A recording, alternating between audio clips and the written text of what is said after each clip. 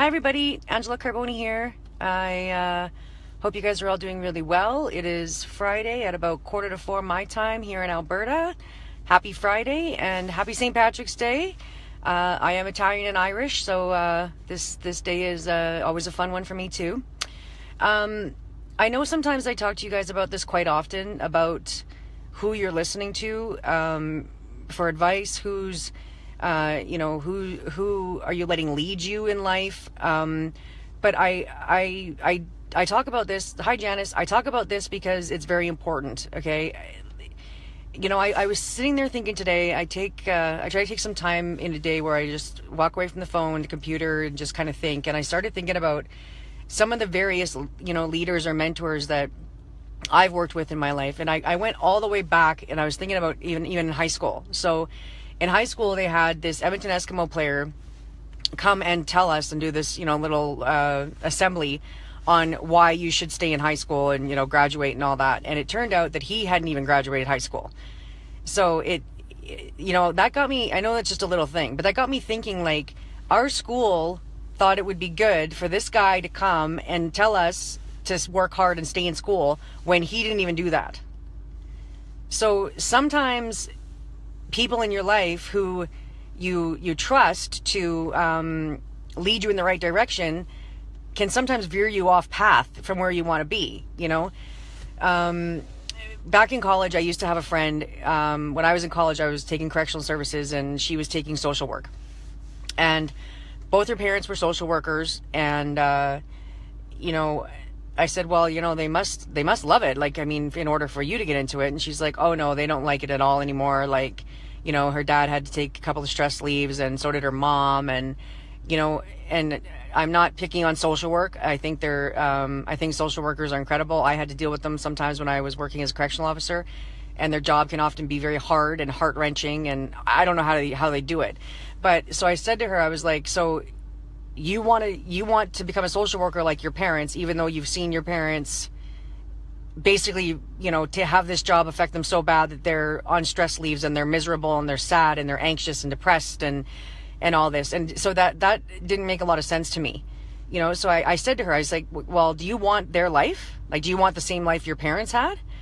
And she's like, no. And I'm like, well, then why are you taking the same steps that your parents took? Why are you going into the same career as your parents did?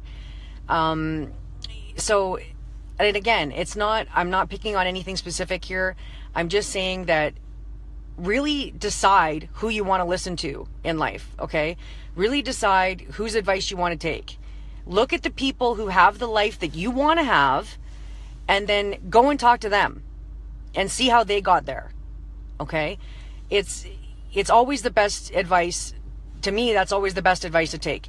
Find somebody who has success in what you want to do, no matter what it is, whether it's home business, whether it's social work, whether it's law enforcement, whether it's teaching, I don't give a shit what you do.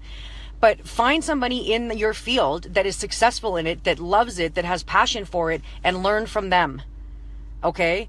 It's really that simple. If you guys are getting some value out of this, give me some likes or something, just so I know it's resonating, So again, I'm not going to be on long today. I got places to be, but just really try to understand what I'm trying to get through to you guys here. Okay. So what I'm trying to say is, find the person who has the success that you want and go and talk to them, listen to them, listen to what they do, listen to what they do on a daily basis, listen to what they do on a weekly basis, see what they spend their time on, and follow along.